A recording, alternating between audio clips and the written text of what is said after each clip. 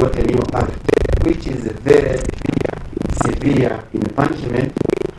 We have seen reduction of drug trafficking through Entebbe Airport. That's why year by year the amount of drugs we are burning here are reducing.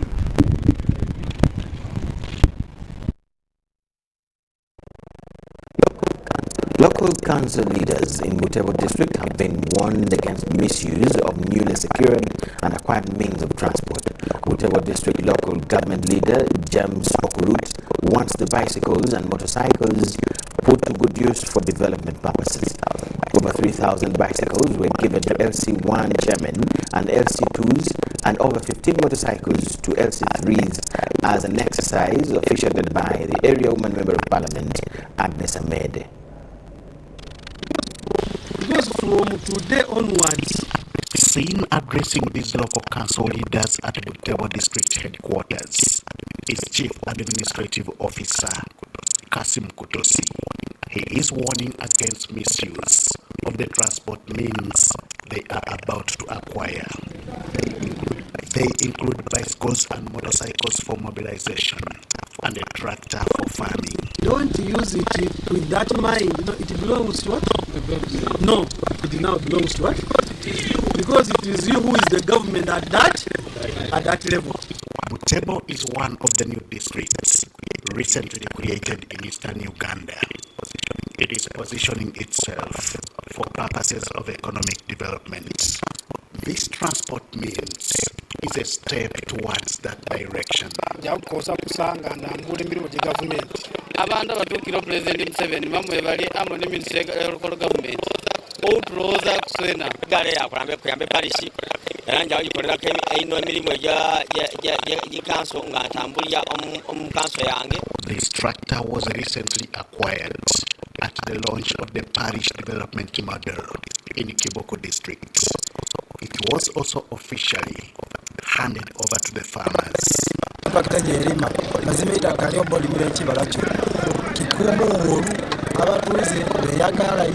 Woman Member of Parliament Kiboko District Agnes Amede officiated at the handover of all these items. As you know, parish model is one of those programs that need constant supervision, and not only supervision but a lot of capacity building. Our work is now going to be simplified and people are going to monitor, they are going to mobilize communities for all development programs in the district. With the politics aside and development agenda in, leaders here say the sky will be the limit if teamwork is fully embraced. Henry Okrut, UBC. Forward is set to construct a center for women as a sanctuary of learning, sharing and common purpose for all women and girls.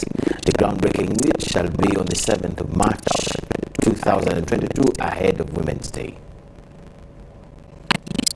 At least 1 in 5 women aged 15 to 49 years are still reported to have experienced emotional, physical or sexual gender-based violence, compared to less than 1 in 10 for men. In regards of empowering women and girls ahead of the Month of Women, Forum for Women in Democracy has embarked on constructing Imara Women's Centre with an aim of sustaining the work towards gender equality. Imara Women's Centre is going to be an initiative of the Forum for Women in Democracy, but is a contribution to the women's movement. We have taken some steps forward, but we are also taking some steps backward. And so it is important that we embolden ourselves, thus Imara, and continue to work to see advances in the area of women's rights and also to work towards a more equal future. Over $7.8 million is estimated to construct the center, and they are optimistic that it shall be complete in 5 years to come. Our overall target is $7.8 million, and we expect that at least within the next 3 to 5 years the center is up and running. This center is a one-stop place where we're going to run our leadership development programs, where when we are providing the services for women, they will be subsidized, because also we acknowledge that women are not as economically empowered as men because of a number of structural challenges that we've mentioned. This initiative is to pave way for women to gain voice, nurture transformative leadership, and help women win vital laws and resources. This year's Women's Day is under the theme Gender Equality Today for a Sustainable Tomorrow. Shaidat Nasaku, UBC News. Relatedly, as women prepare to celebrate the International Women's Day on the 8th of March, women in small businesses have advised their colleagues with the phobia of starting businesses with small resources that they risk staying in a sequel of poverty. In this special report with women in small businesses, we bring an audit of women running small businesses whom many seem to ignore. They wake up in the wee hours to make ends meet. Time check is 6 a.m. and Agnes Nakanjoko is up for her daily routine work. She prepares tea at Kavule Makere like any other woman who has made fortunes through her life. Nakanjoko is ready to take us through the push factors of her bravery to start vending tea, a business that has enabled her to educate her children. I have got whatever I need from this business. I've paid school fees for my children. Every business that brings in profits on the other side of it makes losses. But how does Nakanjoko make losses on her profit margin? Many of the customers take tea on credit and hardly pay me. KCC enforcement team also extort money from us. To get more intel about the dynamics of tea vending, we bought a cup of coffee from her, and here Nakanjoko opened up, and she felt sorry for women who still depend on the little money their husbands leave behind for the daily meals. Women should stop waiting for men to give them money for home use. Prosia Benacho is another woman who has made fortunes out of hustling. She started a broiler business with only 100,000 shillings, and strategically, she has managed to set up another branch. One woman helped me to start with the capital of 100,000. Now it has grown to 300,000. We asked her whether she knows Women's Day, and from her narration, little is known about the day, but all she knows is President Museveni has created a conducive environment for financial independence for women in business. I'm happy President Museveni gave women the freedom to make money, and we no longer beg money from men. So we must work hard to sustain our families. Abenacho also advises women still in slumber to reclaim their financial independence, that there is no big or small money to start a business. To her, every money matters in setting up a business. Women shouldn't be beggars. They should work hard. An old woman in her 60s selling ripe bananas by the roadside. Though not comfortable with appearing on camera, her dissatisfaction is with young girls who have turned to prostitution as a business and means of survival.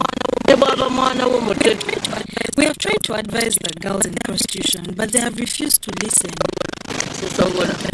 The elderly woman has reservations about the stringent measures and rules put in place by KCCA under the Smart City arrangement, whereas the idea in the eyes of the allies is good, but to her is a disadvantage to many women struggling for equality and financial independence. There's nothing that we can do to KCCA. It has sent away so many small-scale earners from town. As women in Uganda prepare to join the rest of the world to celebrate the International Women's Day on March 8, 2022, women in Uganda can ably testify that the path for women emancipation and financial independence was never delivered on a silver plate. Mario Nachitene for UBC News. Parish chiefs all over the country have been cautioned against absenteeism during the implementation of the Parish Development Model Program. While launching a sensitization campaign of religious and cultural leaders in Kasese, the State Minister for Gender, Peace Mutuzo, said that government will not tolerate such behavior because it delays service delivery.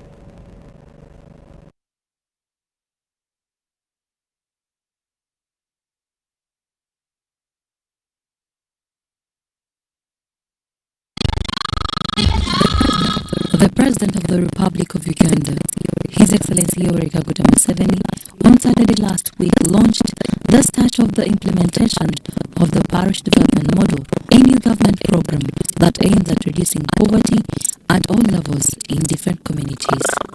And I have proof that it can be done. State Minister for Gender and Culture, Peace Mutuzo, started a sensitization campaign with religious and cultural leaders about the parish development model in Kasese district. Mutuzo said absenteeism by the parish chiefs, who are the implementers of this program, delays the service delivery. So it is really upon us to ensure that these people stay where they are delivering the service. If you think that place is too terrible for you to live in, then you don't even deserve to be there. She warned the parish chiefs against engaging in corruption or else risk losing their jobs. Because the good thing is that you're going to be with the people who are delegating the service themselves. So if you play around with this program as a parish chief, the people will roast you there. The chairperson Interfaith Committee for Kasese District, Reverend Yongeza Ezra Mukonzo, promised total support to government in ensuring that Christians are sensitized at all levels. To be part, to make sure that when the money comes in, we are involved directly, even we can even do some supervision. Some youth expressed optimism in the initiative, which they said will address challenges of unemployment.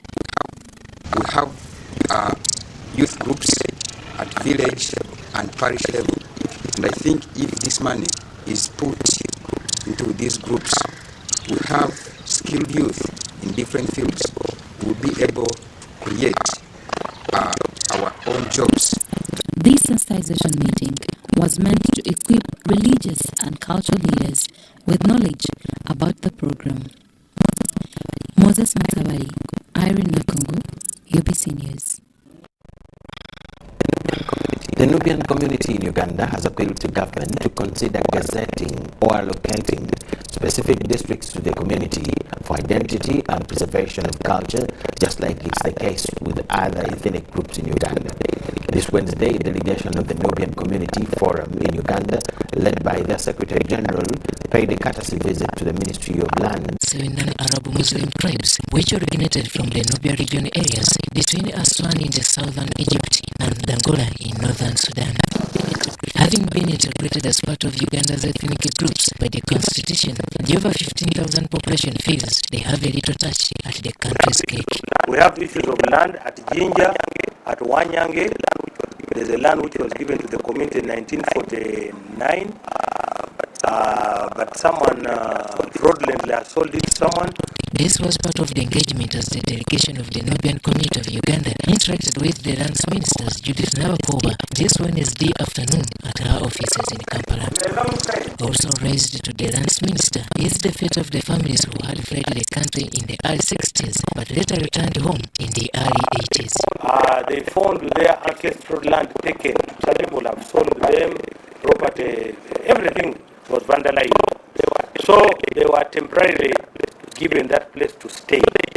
So they just put structures there, knowing that they will be taken somewhere for the settlement. But since 87 to date, they are stuck in the Lango Koran land. And where possible, we shall also involve the Right Honourable Prime Minister, because some matters are to do with resettlement. If it is resettlement, definitely the office of the Right Honourable Prime Minister has to be involved. The Nubians are also pushing for a district of their own, with the possibility of painting their identity and preservation of culture. It is the only community in the country with no marked district of their own. Today I would have liked to have a district for service delivery, to be services and for unity. But if everybody has a district, why don't we have also? The two lands ministers, Judith Nabakoba and Mario Bigakania, welcomed the visit. The Nubian community are hardworking and crafts. Yes, they give a very big, rich cultural background to Uganda. They are very accommodating. They were given land, and when you are given land, you own it. So we believe that in the course of our investigations, we will be in position to probe further and know whether they have been holding land individually or as a community. According to history, the Nubian community was by the 1908 Uganda law accorded the land in Bombo for settlement. Later, some chunks of land were also identified for them in other parts of the country like Jinja, Guru, and have all for years lived harmoniously with other ethnic groups in the country. Robert Nyango, UBC News. Buganda Kingdom has advised over the decision made by Uganda Coffee Development Authority to withdraw from the International Coffee Organization, that it may lead to the fall of coffee prices in the country. This was said by the Buganda Katikiro Charles Peter Maida during the launch of Oluwalolwa Fair of this year 2022, an event where subjects of the kingdom make contributions to support the kingdom's sustenance. Recently, the Uganda Coffee Development Authority withdrew Uganda from the International Coffee Organization, decrying stringent restrictions on Uganda's coffee. And this agreement to address value addition, not only exporting green beans. So when they say Uganda is an exporter, they are talking of exporter of green beans. Launching Luwalo Fair 2022, Katikiro Maiga advised Uganda Coffee Development Authority to engage in talks with the coffee stakeholders and International Coffee Organization rather than withdraw from the organization. We need to stay as members of these coffee organizations where they are, because we are some of the biggest producers of the crop in the world. And as we look for solutions to the challenges we face, especially the problems of value addition, we need to clamor for better conditions when we are members of the ICO. Despite this decision by the Uganda Coffee Development Authority, Katikiro advises farmers to continue growing coffee. While the coffee price may fall because of these moves, one who has coffee will be better off than one who doesn't have it, especially people in the rural areas. So we urge people to continue growing coffee as we engage everyone concerned with this issue. The Minister for Local Government in Buganda, Joseph Kawuchi, appreciated the effort by Buganda people to support the kingdom and disclosed that over 600 million was contributed for the Luwalo Fair last year. Ate mukama wange essaza eryasinga okukozesa obusobozi egamba singa balina abantu ng'abeekyadondooza bebandisinze omwaka ogwedde baali bessese. Brian Tumunebya Ruhanga, Andrew Sebira, UBC News.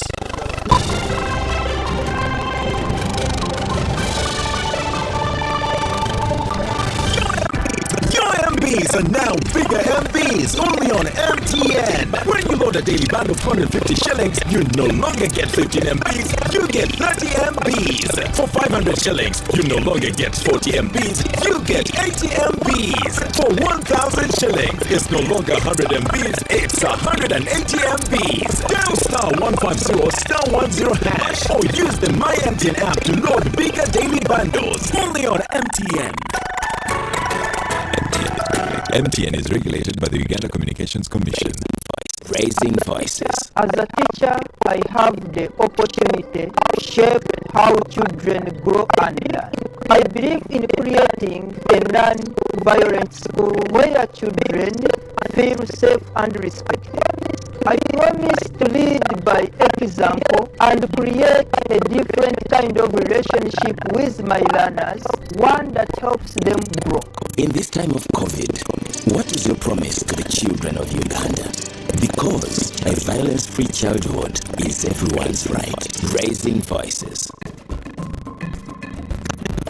Government of Uganda, through the Uganda Bureau of Statistics (UBOS), is undertaking nationwide census mapping aimed at providing an up-to-date list of enumeration areas and administrative units in the country ahead of the National Population and Housing Census of 2023. The UBOS field teams will be using Global Positioning Systems (GPS) for mapping all administrative infrastructure, households, and other facilities such as hotels, schools, hospitals, and water sources to facilitate production of the updated LC1 parish, sub-county, and district area maps showing all the physical features and social amenities. The census mapping will further aid development of a countrywide data for information systems as a pillar for effective implementation of the parish development model.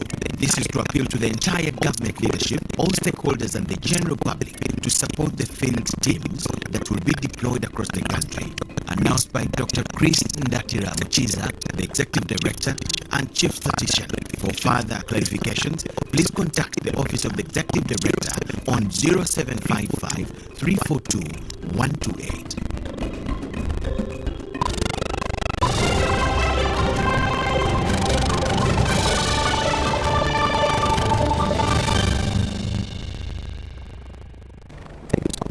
Thank you so much for watching. We now go talk business news. A 3-year-old startup, Marula Protein Limited, is turning part of Kampala's decomposable trash into cash by processing the waste into animal feeds and crop fertilizers. This sophisticated technology, run by 2 European gentlemen and a group of Ugandan employees, presents Kampala City a chance to manage decomposable waste efficiently and productively. At the site of this KCCA West site, you immediately know it's business unusual. These employees are processing waste as a profit venture. And we do this by feeding urban organic waste, like market waste, from Nakawa market to insect larvae, and then we process that into animal feed for poultry, piggery, tilapia, and also the byproduct, which is a fertilizer, which we sell to macadamia farmers, coffee farmers, vegetable farmers. Through a process called black soldier fly compositing, incubated black soldier flies at their larva stage are fed this decomposable waste while in a temperature-regulated room. After the waste has been delivered, it is then going to be shredded into our mechanical shredder and then stored into the drums for partial fermentation. After that, it's now going to be input with, it's a combination so that we can attain consistency. So it's now going to be input into our mixer and then mixed with other agro byproducts. So there we have now the organic waste substrate on which the larvae is going to feed. The scarcity of high-quality organic crop fertilizers and poultry feeds on the Ugandan market is motivating this business to leap forward. And so I wanted to solve the coffee challenge, and to solve the coffee challenge, I wanted to solve the poultry feed challenge. To solve the poultry feed challenge, we had to find an alternative feed. And then when I found out about black soldier flies and the circular nature of it, I was completely fascinated. And so fascinated that you can take trash, feed it to larvae, and make these products. The facility where we are now is actually KCCA's, and together with them, they have a really deep incentive to divert waste away from Chitezi landfill. And so together we made a plan. We said, let's bring all that waste to the facility, feed it to the larva. And the policies, it helps us because any ton of waste that doesn't go to the landfill directly helps KCCA. And of course we can monetize it by selling off the products, but we directly benefit KCCA. Inadequate waste treatment has been a challenging issue in Kampala, posing several threats to human health and environment. First of all, only 40% of the waste in Kampala is collected. That means 60% is uncollected, and it might go. It runs as leachate into the water streams, ends up in Lake Victoria, gets dumped at illegal sites. Marula Protein collects and treats only 1% of the organic waste dumped at Chitezi landfill by KCCA. Wadulo Makanold, UBC News.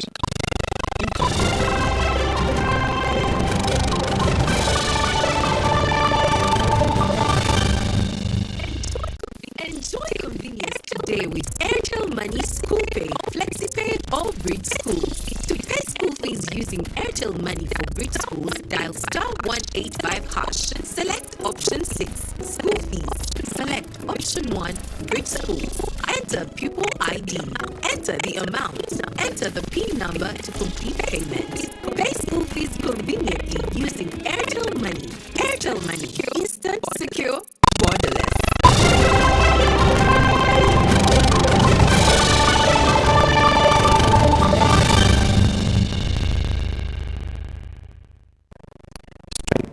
Straight to the sports corner, the National Football League has returned after recess. The big game to focus on is between the Kagame Cup champions Express FC hosting Kampala City Country football team this Thursday. The Red Eagles, under the management of interim manager James Odoch, are looking for their first win in their last 3 outings. The Express FC will look to capitalize on the on-form services of striker Eric Kambale, while Afechi Gondu is equally up for the task. Midfielder Ivan Mayanda misses out after failing to recover from a cut on the hill. KCCFC has been a better side in their last meetings, winning 10, drawing 12 of the games. As Express FC plays KCCFC, Sports Club Villa will host Ginger SS, while Mbarara City hosts URAFC currently. Currently, Vipers Sports Club are top of the table on 40 points, KCCA following with a point less, URA in third, while Bull FC is in third position.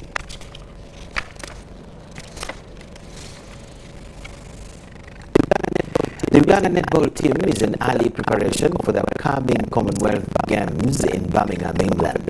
The local federation has tasked national team coaches to keenly monitor league players before the final selection of the team to feature for the games in late July. For the several years, the government has been the sole sponsor of the national team, and despite this, they have ably represented the nation to be ranked second in Africa and sixth in the whole world. 18 million shillings sponsorship package has been secured by the federation to the national team, and it comes in handy as they continue with the Commonwealth preparations. Uganda Netball Federation equally looks to boost the national league. Sponsorship is something very exciting for the girls as well, because not only for the federation but for the She Cranes, the girls have been performing quite excellent, and you all know that. So with zero sponsorship, so you can imagine what happens if we have full sponsorship. So I think the girls are really excited, we're excited, and we're looking forward to giving you results every other single time. 81 million, but 81 million, there's a part which is going to be taking care of the tickets. They'll be dressing the national team, the senior national team, that is the She Cranes. I want to say that when we came into existence, that is June 5th last year, this new federation, the new governance, we started approaching various companies here and in Uganda and outside Uganda. So we believe a federation which is number 1 in the region, number 2 in Africa, and number 6 in the whole world, it's really unfair not to have any sponsor compared to federations who are here. And yet they have sponsors and then they are not doing well. We look at the performance of the She Cranes, and we've been tracking their performance for a while. We know that they're easily the most outstanding team out of the sports that we see in Uganda.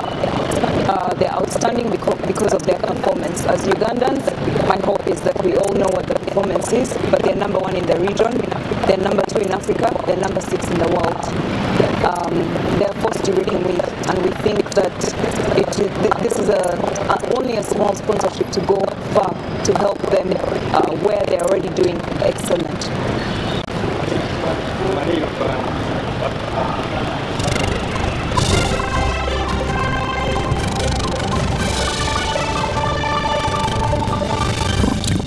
Brought to you by. We're here to build because at the end of the day, we're truly Ugandan.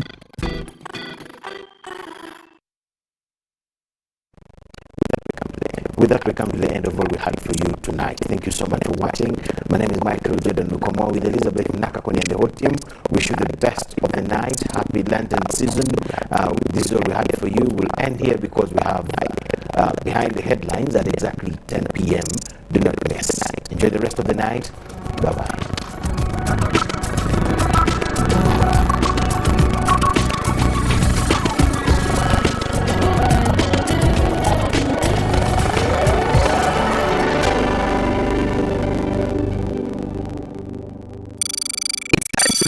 It's time to learn. Schools are open. As a student, school life is going to be different. You must follow the COVID-19 prevention measures, which include always maintaining a 2-meter distance from others in class, dormitories, entertainment halls, school vans and playgrounds, regularly washing your hands with soap and water, wearing a washed and clean mask that covers your mouth and nose every day, and encouraging your classmates to do the same. Your teachers will also guide you on how to follow SOPs. Don't engage in violence with other students. Report any cases of abuse by teachers or other children to a senior teacher. Those who don't follow the rules should be immediately reported to a class teacher for correction and further guidance.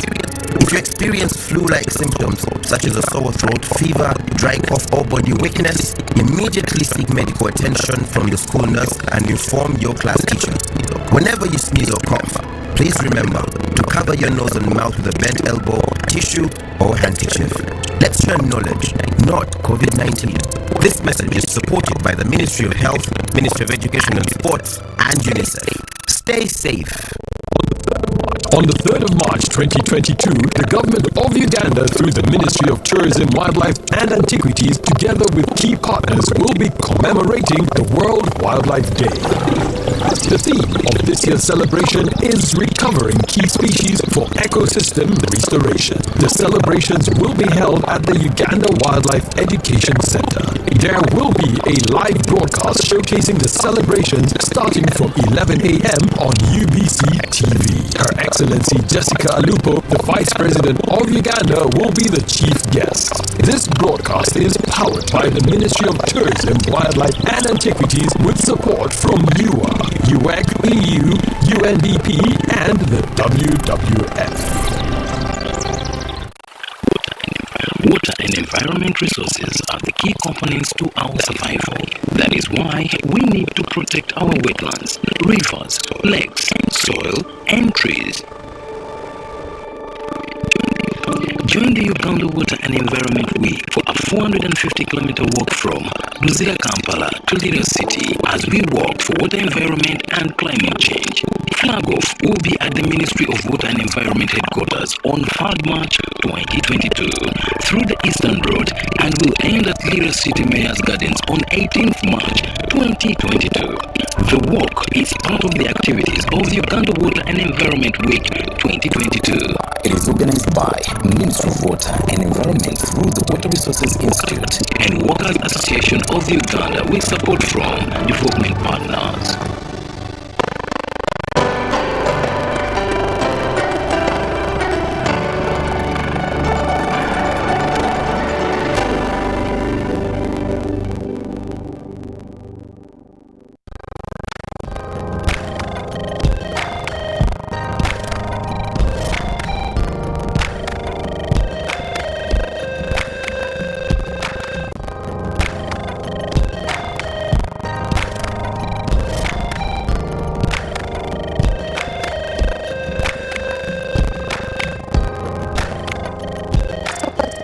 Super Soul Sisters, an amazing episode yet again. Our Super Soul Sister is Annette Nakazi.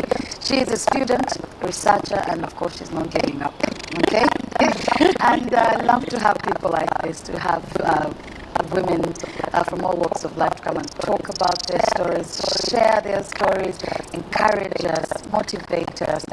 Like as you know, it's the Super Soul Sisters. My name is Rowena Kajumba, and of course, yet another interesting one. I'm so glad when we talked, you didn't even hesitate, you know? You said, oh, yeah, I would love to be a part of this.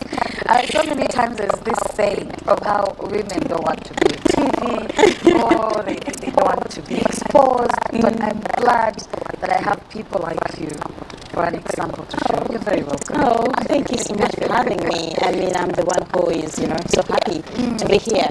I mean, so many people want to be on TVs, but I mean, not everybody can be on a TV, so I'm really happy that I am here. Thank you so much for having me.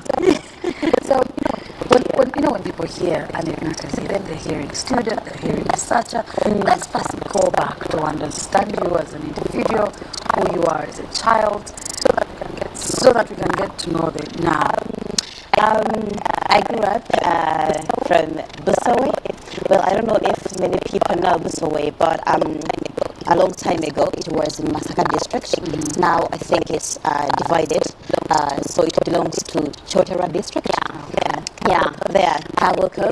I grew up mainly with my grandmother, and I went to Namugongo, not Namugongo of Kampala. Because I was going to say, okay. Yeah, there is a certain primary school in the village called Namugongo Primary School, St. Charles Rwanga Primary School, and that's where I did my primary from P1 to P7. From there, I went to Kiboko Secondary School, still my village, and that's where I did my secondary education from senior 1 to senior 6. Yeah. You didn't move around a lot. That's good. No, People today. one school. So what was this like? First of all, as a child growing with your grandmother, what was that like? What do you go back to when you talk about your grandmother? Well, she's a lovely lady. We were so many. I grew up with my cousins. We were so many, and we used to work out, go to the garden, dig. That is, if it was a weekend.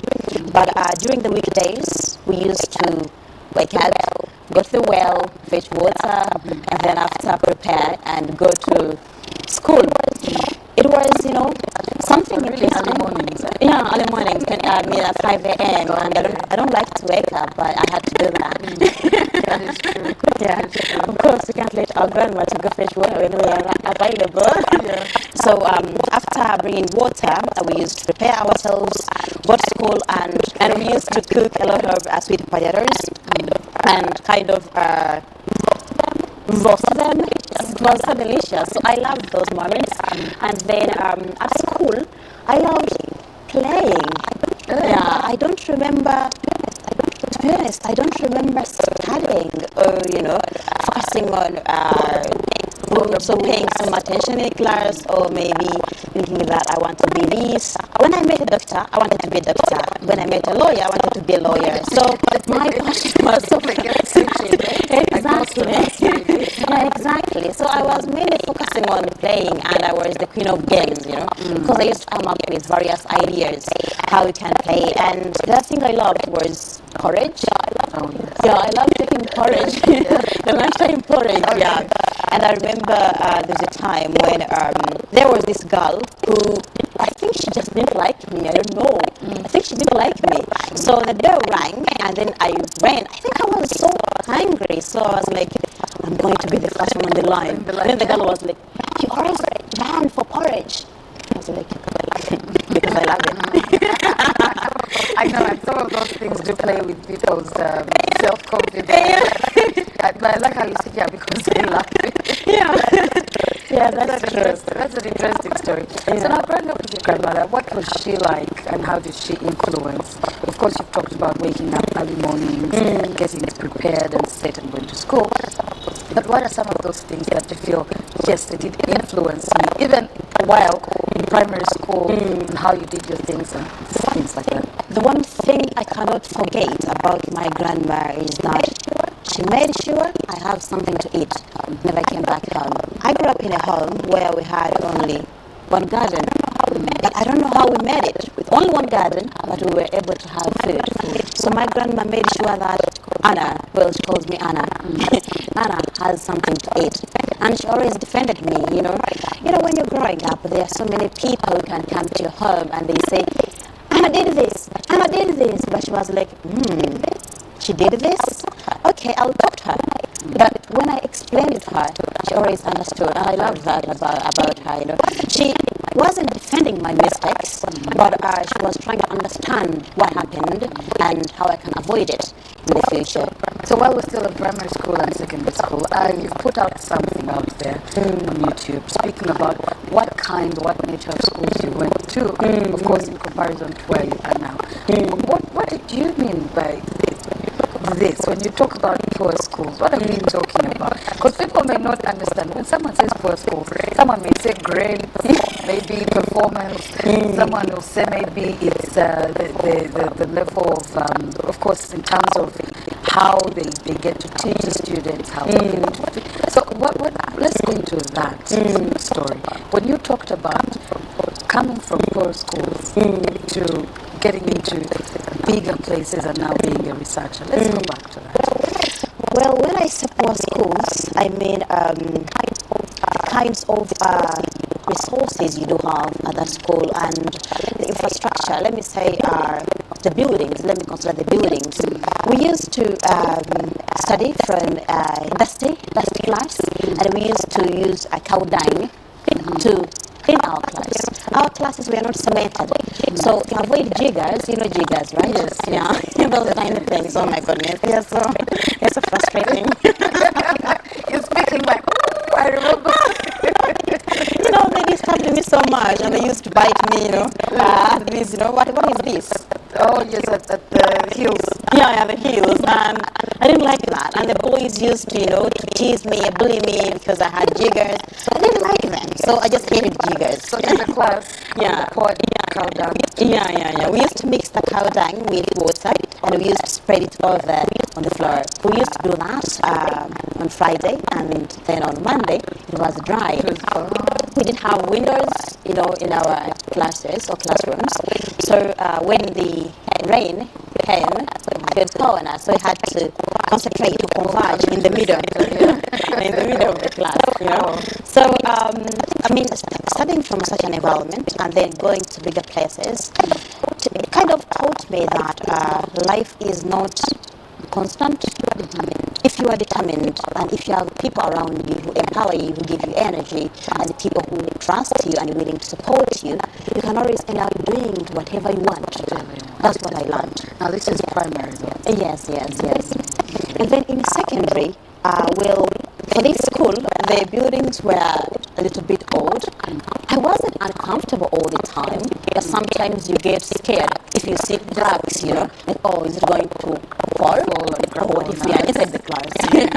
Yeah. But there were some really nice looking buildings. I don't know who built those miles away from the school. Yeah. So after school, we used to go to the well and fetch some water.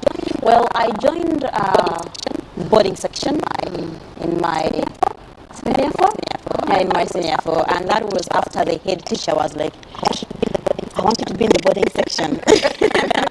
And then I was like, on your coast.